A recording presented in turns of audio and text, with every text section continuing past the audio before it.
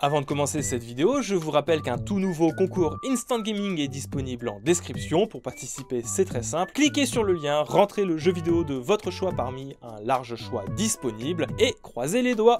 Merci à tous, ça nous permet de faire vivre la chaîne. Bonjour vous, est-ce que vous aimez Pokémon au point de faire et refaire tout le temps les mêmes générations en boucle, ad vitam aeternam? Je veux dire, à l'approche du remake de Diamant et Perle, et en attendant Pokémon Legends Arceus, qui semble vouloir changer la manière de construire un jeu Pokémon, j'en ai vu beaucoup se dire que l'occasion serait parfaite pour s'y remettre. Refaire, encore une fois, cette 4e génération beaucoup trop poncée, ou simplement enfin se mettre à une version jamais jouée parmi le large catalogue que la licence propose maintenant. Sauf que, manger tout le temps de la ratatouille, c'est bien, c'est sain la ratatouille. Mais c'est bien de changer de temps en temps, hein? Un petit peu d'haricots verts, c'est bon aussi. Voire même un bon gros burger sa mère. Surtout que la licence Pokémon jusque-là n'est pas des plus connues pour se diversifier. Un bon bol d'air frais en allant voir ce que font les copains me semble être un exercice plutôt judicieux par les temps qui courent. Surtout que dans ce que j'ai à vous présenter, il y a des trucs peut-être bien meilleurs que Pokémon. Très certainement plus complets, plus durs parfois, plus niches, plus riches dans leur gameplay aussi, mais dont le peut-être meilleur vu dans le titre va se justifier grâce à votre rapport à Pokémon. C'est un truc que j'ai eu du mal à intégrer. Pourquoi certaines personnes adorent Pokémon, mais font de l'urticaire dès qu'on leur parle d'autre chose que de Pokémon? On pourrait en faire toute une vidéo de cette thématique, tellement c'est intéressant. Mais j'y répondrai simplement pour les besoins de cette vidéo. Pokémon, c'est Pokémon. C'est pas juste un JRPG, c'est bien plus qu'un simple capture et entraînement de monstres. C'est calculé et calibré pour un public cible, des plus jeunes aux plus vieux. Bref, un jeu conçu pour plaire à tous. Maintenant pour les autres, ou en tout cas celles et ceux qui seraient malgré tout encore un petit peu curieux, je me suis creusé la tête pour vous trouver 4 jeux vidéo dits Pokémon-like, avec attention quelques contraintes, sinon c'est quand même moins drôle. D'abord, je veux qu'à l'issue de cette vidéo, vous puissiez vous dire « Waouh, machin, ça a l'air trop bien, je veux y jouer tout de suite maintenant !» En conséquence de quoi, ma sélection ne comprendra que des jeux relativement faciles d'accès, disponibles encore sur des magasins en ligne au minimum, genre eShop, PlayStation Store, Steam ou le Marketplace de Microsoft. Et des jeux dont les versions physiques sont aussi existantes. Pas forcément faciles d'accès, mais au moins présentes. Et ce, sans prendre en compte l'émulation. Oui, je suis désolé, c'est pas la politique de la maison. On commence à se connaître un petit peu vous et moi, hein, vous faites ce que vous voulez, moi-même je pratique l'émulation aussi, c'est juste que techniquement pour rester dans la légalité, il faut faire les bumps de ses propres jeux. Il n'y a que comme ça que légalement ça fonctionne. Parce que l'action de télécharger un jeu sur un site non reconnu, ça reste du téléchargement illégal, que vous le vouliez ou non. Surtout si les jeux sont disponibles sur des plateformes légales. Mais enfin, on va pas débattre là-dessus. Raison pour laquelle vous ne verrez pas de rétro gaming ici. C'est pareil, hein, si vraiment le sujet vous chauffe, je me ferai un plaisir d'aller creuser encore plus loin. Mais quand je vois que Jade Cocoon ne peut être acheté sur le PS Store, ni même jouable sur PS Now, alors qu'il est excellent de bout en bout, quand même je vois à quel point c'est une galère sans nom d'accéder à Dragon Quest Monster Joker 2, le meilleur opus de la série, uniquement sur Nintendo DS en physique, ou que Spectrobes Origin n'est dispo que sur Wii en physique lui aussi, je me dis que c'est vous emballer pour des trucs difficiles à mettre en place, et que les constructeurs et éditeurs ont de sérieux efforts à faire en matière de protection de patrimoine vidéoludique. Mais je m'égare. L'autre contrainte, c'est que ça ne doit pas être des clones de Pokémon. Vous savez, ce genre de jeux qui sont nés de cette volonté très triste, au fond, de faire du Pokémon comme on s'imagine que les fans en rêvent. Nexomon ou Temtem en tête, hein, qui à mon sens sont des clones réussis, certes, mais ont perdu de vue pourquoi Pokémon ça attire en cours de route. Nous, on veut des jeux vidéo un minimum originaux, peut-être parfois perfectibles dans leur noyau dur de gameplay, faire combattre et entraîner des monstres, mais qui proposent quelque chose de fondamentalement différent. Bref, trêve de blabla sur cette longue introduction, voici donc 4 jeux vidéo Pokémon-like, peut-être bien meilleurs que Pokémon. Ni no Kuni. Ni no Kuni est un jeu de rôle sorti en 2011 au Japon et 2013 par chez nous, développé par les noms moins iconiques Level 5, un jeu sorti initialement sur Nintendo DS sous le nom de Ni no Kuni Dominion of the Dark Djinn, uniquement au Japon quelques années plus tôt avant d'être entièrement refait sur PlayStation 3. Ça et le fait que cette version PS3 va rajouter un final un petit peu plus fourni. Ah, et toute petite précision de rien du tout, mais si vous êtes malin, vous avez très certainement reconnu le style graphique des extraits que je vous présente. Le jeu a été réalisé en collaboration avec le studio Ghibli. Oui, celui-là même qui a fait le château ambulant, Princesse Mononoke, ou Mon voisin Totoro. En effet, c'est le studio d'animation qui aura la charge de l'entièreté des cinématiques animées, et elles sont très nombreuses, profitant d'un temps d'accalmie après la réalisation du film Ponyo. Quant à Level 5, ils feront tout leur possible pour coller au plus près de l'esthétisme des maîtres de l'animation, histoire de garder une cohérence graphique de bout en bout. Un bien beau cadeau que se sera fait Level 5 pour fêter les 10 ans du studio. Et ce sera plutôt pas mal récompensé, puisque figurez-vous que le jeu se vendra bien et qu'on aura même le droit à un Ni no Kuni 2, qui va partir dans une autre direction, mais ça c'est un autre débat. Ni no Kuni est un conte, un beau conte dont le personnage principal, Oliver, est au centre de tout plein de péripéties. Le jeune homme vit dans la ville de Motorville, une ville fictive, de taille assez modeste et à l'allure plus ou moins moderne. Il y vit sa petite vie de petit garçon naïf et intrépide, prêt à faire les 400 coups avec les copains quand sa maman a le dos tourné. C'est après un événement résolument tragique, dont je vais bien me garder de vous dire quoi parce que... Ok, ça arrive qu'au bout de 30 minutes de jeu, mais c'est hyper important et ça m'a arraché une sacrée larme, qu'Oliver sera amené à visiter un autre monde. L'autre monde. Celui de son doudou qui s'est éveillé au contact des larmes du petit garçon et qui est en fait une réalité alternative. Un doudou qui en réalité est une fée de cet autre monde, Lumi. Une prophétie raconte qu'Oliver serait l'enfant au corps pur, celui-là même capable de débarrasser cet autre monde du terrible émissaire des ténèbres, Shadar, qui a brisé le cœur des hommes. Littéralement, c'est-à-dire que Shadar a vraiment récupéré des fragments de cœur des hommes pour leur enlever tout enthousiasme. Oliver, sur son chemin, va donc devoir trouver un moyen de vaincre Shadar tout en faisant le bien autour de lui, en réparant les cœurs brisés à l'aide de sa magie. Problème, élu ou pas, Oliver reste un petit garçon. Magicien de surcroît. Ne vous attendez pas à ce qu'il lui pousse des muscles et un esprit guerrier. Oliver va devoir recourir à d'autres aptitudes pour combattre, et c'est là qu'on arrive à ce qui nous intéresse pour cette vidéo, la capture et les combats de monstres. Parce qu'Oliver va faire appel à des familiers pour combattre monstres, boss et autres ennemis plus ou moins humanoïdes qui se dresseront devant lui. Lui et bien sûr ses alliés, qui chacun pourront avoir sous la main pas moins de 3 familiers, parmi s'il vous plaît 440 créatures à trouver et entraîner, des créatures qui peuvent évoluer. Oui, parce qu'il y a un système d'évolution, un système un petit peu compliqué à appréhender, qui dépend de votre bon vouloir. Plus un familier évoluera tard, comprenez par là à plus haut level, et plus celui-ci sera fort. À vous de les gaver de leurs bonbons préférés pour en faire des bêtes de combat. Le système de combat qui d'ailleurs se présente ainsi. Vous évoluez en arène fermée, avec la gestion des déplacements du personnage que vous contrôlez. Ce personnage c'est Oliver, au tout début, cependant Oliver est relativement faible. Il va falloir un premier familier, qui vous sera offert, puis un second, puis un troisième, puis vos alliés, et eux-mêmes peuvent faire appel à des familiers. Vous pouvez gérer jusqu'à 3 familiers par personnage. Ce sera à vous de composer la meilleure équipe pour couvrir un maximum de résistance et de faiblesse, pour être le plus efficace. Attention cependant, un familier ne peut pas rester éternellement au combat, il a sa propre jauge d'endurance qui baisse au fur et à mesure du temps. Il faudra penser à jongler régulièrement entre vos familiers et vous-même pour laisser le temps à chaque bestiole de régénérer cette jauge avant d'envisager un retour au front. L'occasion pour vous peut-être de préparer des soins et de voir comment se débrouillent vos alliés, voire tout simplement de mieux se placer. En effet, Ni no Kuni ne propose pas un système de jeu au tour par tour, mais en temps réel.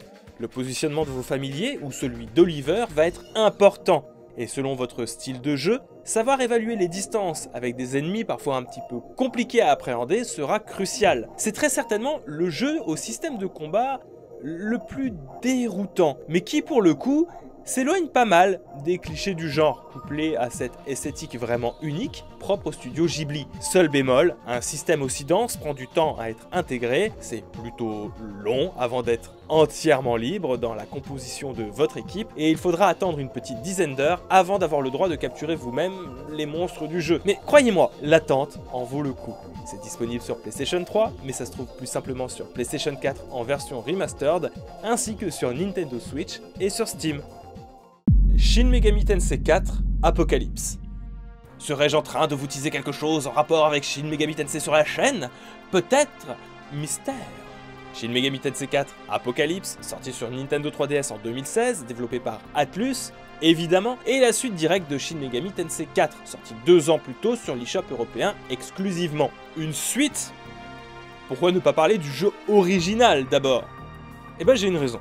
J'en ai même deux en fait des raisons. Shin Megami Tensei 4 Apocalypse se veut être en tout point un jeu supérieur à son prédécesseur, le must-have des JRPG de la Nintendo 3DS, et c'est pas seulement moi qui le dis, mais carrément Atlus qui s'était donné cette ambition-là tout de suite après le développement de Shin Megami Tensei 4 original, une version Apocalypse auquel le sous-titre final a été ajouté dans la version japonaise du jeu, comme pour souligner que cette version ultime serait à la fois la dernière, mais aussi qu'elle répondrait à toutes les questions possiblement laissées en suspens dans Shin Megami Tensei 4. Ça et le fait qu'entre-temps, l'équipe a eu pas mal de feedback de la part des joueurs qui auront servi à équilibrer et modifier un petit peu plus les mécaniques de gameplay. Apocalypse me semble donc, sur ce point, plus solide que le déjà très bon premier Shin Megami Tensei 4. Et je vous conseille quand même de jouer d'abord à Shin Megami Tensei 4. C'est juste que c'est la deuxième raison qui m'a le plus poussé en fait à vous parler d'Apocalypse. La seconde et peut-être la plus convaincante concerne la disponibilité. Alors, niveau disponibilité, c'est vraiment pas la joie non plus du côté d'Apocalypse, mais au moins vous avez une chance de le trouver en version physique. Contrairement à Shin Megami Tensei 4, qui, je vous le rappelle, je viens de vous le dire, n'est disponible que sur eShop. Et c'est important. Quand on collectionne les jeux vidéo, c'est important. Voilà, ce sera le seul trait d'humour de toute cette partie. J'espère que vous êtes prêts pour un petit trip badant, vraiment badant. Parce que Shin Megami Tensei 4 Apocalypse est un jeu ultra badant. Les Shin Megami Tensei, de manière générale, le sont. Ça parle de fin du monde et d'invasion de démons, façon Devilman Crybaby. Je sais pas si vous avez la ref. Rien de bien réjouissant, mais ici, tout particulièrement, c'est glauque. Parce que autant Shin Megami Tensei nous mettait dans la peau de protagonistes issus d'un regroupement d'humains vivant dans un environnement japonais féodal, autant le ton est donné dès le début ici. Vous êtes un des rares humains à avoir survécu à l'apocalypse nucléaire liée à l'apparition de démons venus d'on ne sait trop où et qui ont poussé l'humanité à s'envoyer des bombes un petit peu partout dans le monde. Seul Tokyo a eu la chance qu'un gars obscur ait pu invoquer une sorte de divinité protectrice qui a couvert Tokyo d'un dôme. Du coup, pas de bombe à Tokyo, quoi. Mais des démons mangeurs de chair humaine quand même partout, dans toutes les rues, dans les campagnes. Il n'y a pas de campagne à Tokyo. Des démons qui vont donc pousser aussi les humains à se retrancher dans le métro de Tokyo pour y vivre et se protéger. Ouais, je sais, dit comme ça ressemble un petit peu à la licence Métro, mais vous verrez, c'est quand même tip top. C'est dans ce Tokyo post-apo rempli de démons que vous allez évoluer. Vous incarnez Nanashi, un jeune homme embrigadé dans les forces de défense des survivants humains, et c'est après une rixe de démons inattendus que vos coéquipiers et vous-même allez trouver une mort horrible. C'est dans les limbes qu'un démon, Dagda, s'approche de vous et vous propose un contrat. Vous sauvez les miches en échange de votre âme et d'une vie d'asservissement pour accomplir sa volonté sur le réel, ou juste pourrir ici et errer pour l'éternité. Je crois que la question, elle est vite répondue. À partir de là, à peu près tous les éléments sont en place pour une aventure tordue, certes, mais passionnante, au cours de laquelle on en sort changé. Mais c'est aussi et surtout l'occasion de se frotter au système de gameplay. Bah oui, cette force de défense de l'humanité, elle a un atout, combattre le feu par le feu, utiliser des démons pour combattre des démons. Et accessoirement les manger. Oui, parce que c'est bien, ils ont pensé à cette thématique-là de la nourriture dans un monde post-apo, et vous vous doutez bien que,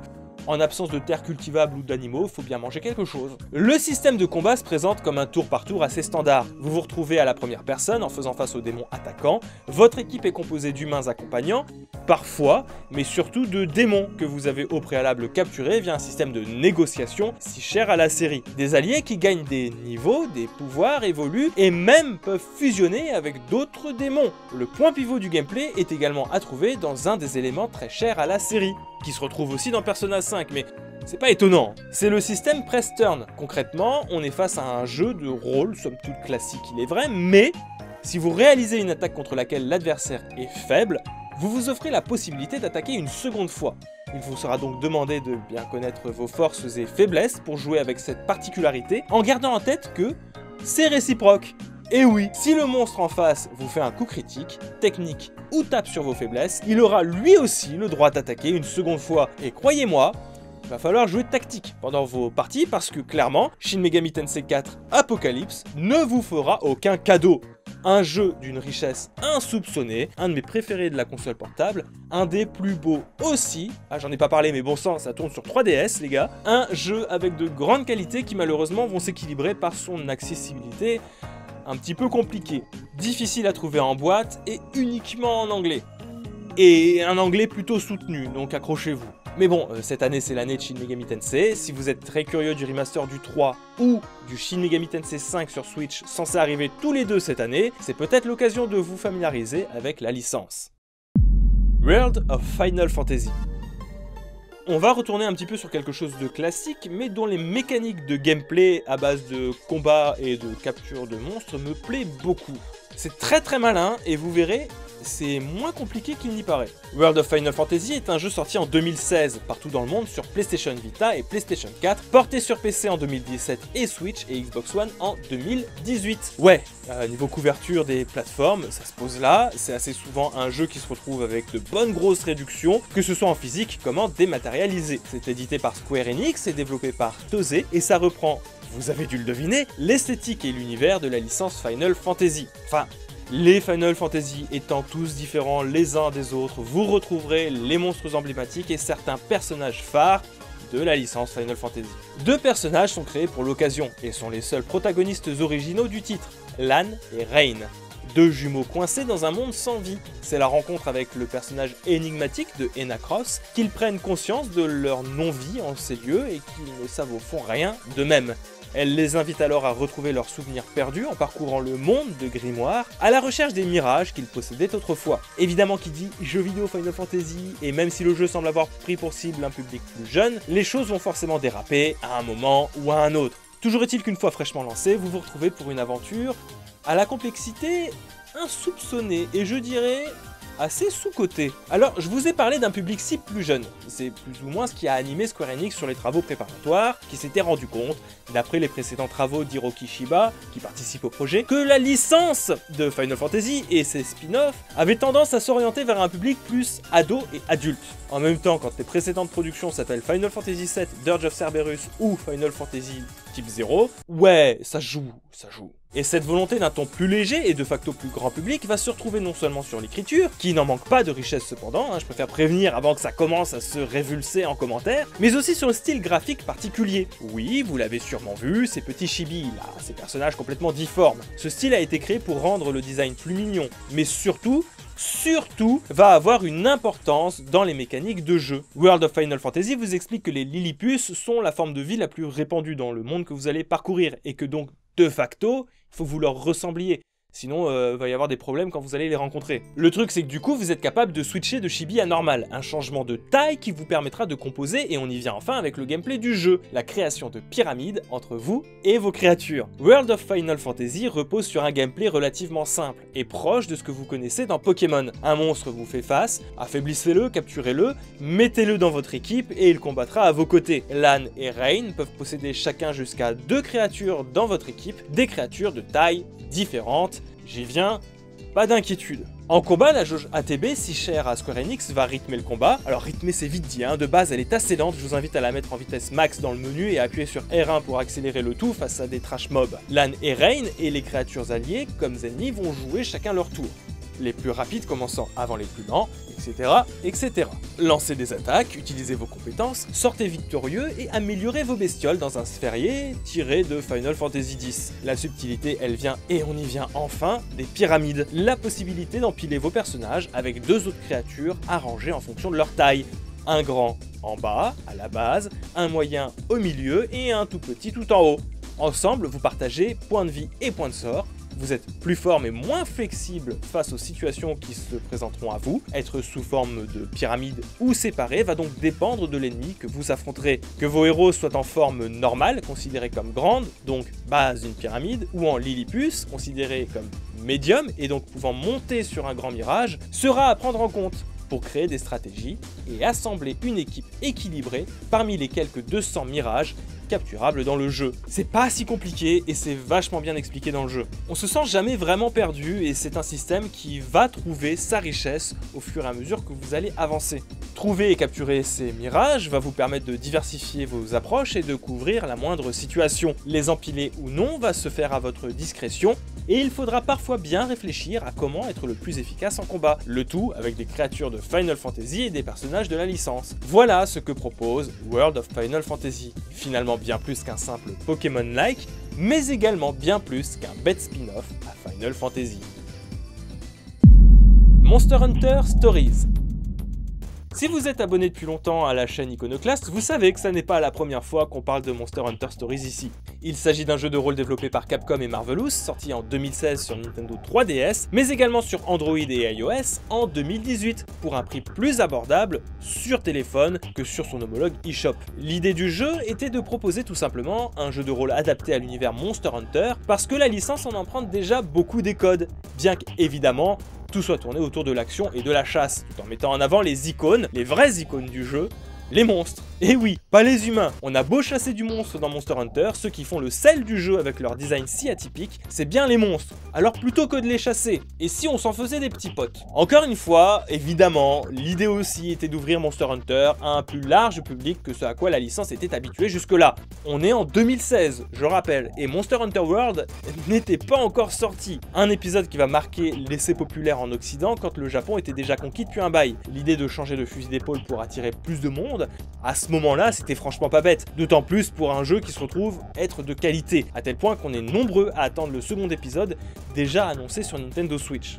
Et vous vous en doutez, si le postulat de base est plus ou moins le même que pour celui de World of Final Fantasy, si j'en parle, c'est qu'il est loin d'être nul, et c'est même tout l'inverse en fait. Monster Hunter Stories débute aux alentours du village d'Akum. Vous et vos amis êtes partis en quête d'œufs de monstres, caressant le doux espoir de devenir des Riders, des chevaliers capables de se lier d'amitié avec des monstres pour protéger le village. C'est après une tentative de rituel ratée avec vos amis devant un des œufs que celui-ci éclot. En sort Rata, un bébé Ratalos qui va s'attacher à votre personnage, le prenant pour sa mère. De retour au village, on vous sermonne. Oui, c'est normal, c'est dangereux de sortir dans un monde où un gros monstre avec des dents pointues peut sortir de n'importe quel rocher. Puis rapidement, un Nargacuga malveillant, entouré d'une aura noire, attaque avec rage le village, faisant quelques victimes au passage, dont la maman d'un de vos compagnons. Et de Rata, qui s'est vaillamment défendu pour sauver vos miches. Enfin, disons qu'on le suppose mort, hein, je ne dirai pas plus. Un an plus tard, vous êtes visiblement en âge de devenir un vrai rider, avec la cérémonie officielle et tout là pour votre formation. Le monde va enfin s'ouvrir à vous. Un monde dans lequel il va falloir aller chercher des monsties. C'est comme ça hein, que s'appellent les monstres qui vous accompagnent, c'est la contraction de Monster et de Besties, potes pour la vie grosso modo. Une aventure rythmée par l'enquête sur cette étrange aura noire qui se développe et se propage à vitesse grand V et qui inquiète l'ancien du village. Voilà pour le pitch de base, j'en dirai pas plus parce que ça serait superflu et on rentrerait dans du spoil. Toujours est-il que ces bribes d'informations vont nous en apprendre énormément sur l'univers du jeu et sur le gameplay qui sera proposé. Monster Hunter Stories propose effectivement un gameplay à base de capture et d'entraînement de monstres, mais avec les compétences du Rider, tout droit hérité de ce que fait la licence Monster Hunter de base. Je le précise maintenant, mais si je devais trouver un leitmotiv au jeu, c'est vraiment cette envie maladive de respecter le matériel original, Monster Hunter, que ce soit dans le grind omniprésent, le design des monstres, des habitants du village, le loot, parfois la chasse, la forge, mais surtout dans comment sera découpé le combat. Un tour par tour, certes, mais j'ai remarqué qu'il essaye de singer comment se déroule un vrai combat de Monster Hunter. Votre monstie est à votre côté et va agir plus ou moins à sa guise en fonction du caractère prédéfini par son espèce. Seules certaines compétences seront à choisir par le joueur qui d'ailleurs contrôle pleinement son personnage et va devoir attaquer un monstre avec 3 options d'attaque façon pierre, papier, ciseaux. Soit réaliser une attaque technique, plus puissante que l'attaque vitesse, elle-même plus puissante que l'attaque forte, qui elle aussi est plus forte que l'attaque technique. Un découpage peut-être un peu simpliste sur le papier, qui va dépendre de votre lecture du jeu en réalité, puisque chaque espèce de monstre aura sa tendance bien à elle d'utiliser tel ou tel type d'attaque. Des types qu'on pourrait assimiler à un pattern qu'il faudra mémoriser pour avancer et vaincre, comme dans un Monster Hunter normal. Une manière plutôt astucieuse, je trouve, de découper un combat supposément en temps réel en quelque chose de tour par tour. Et ça ne s'arrête pas là, parce que comme votre monstie a tendance à s'acharner sur un type d'attaque et a des compétences qui lui sont propres, en fonction du monstre que vous allez affronter, il vous faudra faire appel au monstie adéquat et en changer à la volée, en plein milieu du combat. Enfin, et c'est là le sel du truc, une jauge d'amitié va se renforcer en cours de combat qui va vous permettre de monter sur votre monstie pour être plus résistant, taper plus fort, faire des super attaques plus ou moins puissantes et toujours très stylées en fonction des duels réussis face à l'adversaire. Une vraie pépite de complexité qui se dégage de tout ça pour une mise en scène des combats, je trouve mine de rien assez originale. Et cerise sur le gâteau, c'est la capture des monstres qui va radicalement changer de ce qu'on a l'habitude de voir dans le genre. Parce que vous ne les capturez pas les monstres en fait. Hein, c'est des œufs que vous devez aller chercher directement dans des nids, avec parfois un boss en bout de course ou l'œuf à protéger sur le retour, un œuf au contenu relativement aléatoire. Votre compagnon féline vous indiquera si vous avez fait bonne pioche ou non. Une fois récupéré, on retourne au village, aux écuries, on fait éclore l'œuf et enfin on admire sa bestiole. Mieux encore, tout un système d'élevage est en place pour optimiser les statistiques de vos bestioles, créer des sous-espèces et transmettre des compétences, bref, c'est ultra complet et de facto ultra recommandé. Vivement Monster Hunter Stories 2. Bon, je crois qu'on n'est pas trop mal là, il y a de quoi s'amuser quand même. Encore une fois, je le répète, loin de moi l'idée de déprécier la valeur que vous accordez à la licence Pokémon. Pokémon, c'est Pokémon, et c'est difficile voire impossible de déloger cette licence si chère au cœur de beaucoup de joueurs. Cela dit, alors que nous sommes beaucoup à réclamer des changements sur cette licence, savoir quels changements sont applicables au genre du capture et fait combattre des monstres, qui est un vrai genre à part entière, hein, je le rappelle, ça me semble déjà être un premier pas important. Et rien qu'avec ces 4 jeux, on voit quelques pistes d'amélioration intéressantes. Je vais prendre un petit exemple avec Pokémon Legends Arceus, parce que on en a vu un tout petit peu, et de ce qu'on en a vu, on peut voir quelques sources d'inspiration qui ont été prises ça et là. Ça ne m'étonnerait pas, par exemple, qu'on ait quelque chose d'assez proche de ce que propose déjà Ni no Kuni, qui offre un gameplay décloisonné du tour par tour, pour quelque chose de plus direct, sans coupure et découpage de l'action. L'ambiance et l'environnement jouent également beaucoup. L'exploration du monde me rappelle un petit peu, Breath of the Wild mis de côté, ce que Monster Hunter Stories offre dans ces zones, plus ou moins ouvertes. En plus développé, ça va de soi. Quant aux autres, ils sont, je trouve, des sources d'inspiration tant dans la manière d'offrir une narration singulière que dans leur manière de proposer des mécaniques de combat inédites, que j'aimerais bien voir arriver d'une manière ou d'une autre dans un Pokémon. C'est en cela que j'ai vraiment fait cet effort de vous trouver des jeux qui font cet effort eux aussi de s'éloigner du modèle Pokémon un minimum. Nexomon et Temtem, c'est bien, mais à vouloir faire tout comme mais pas pareil, on se rend compte que ce ne sont que des modèles alternatifs. Des trucs qui auraient pu être faits dans Pokémon depuis un bail ou que la licence a volontairement mis de côté parce que finalement trop éloigné de la philosophie initiale. Bref, sur ces paroles, je vais vous laisser, c'était Ico, je vous embrasse, ciao tout le monde.